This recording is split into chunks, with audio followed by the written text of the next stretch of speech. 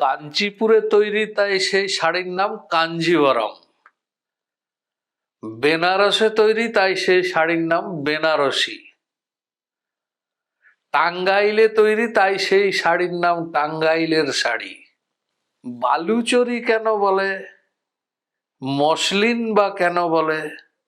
সেই সময় বিখ্যাত বন্দর ছিল সপ্তগ্রাম, যে সপ্তগ্রাম থেকে ওই ঢাকায় মসলিন কাপড় রপ্তানি হতো তুরস্কে।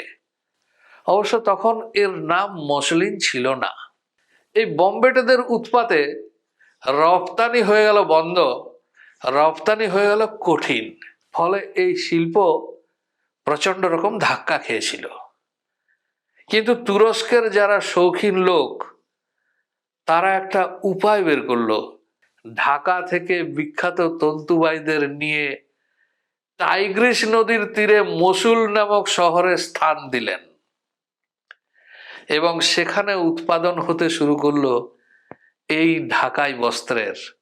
এবং মসুল শহরের নামে এই বস্ত্রের নাম হয় মসলিন।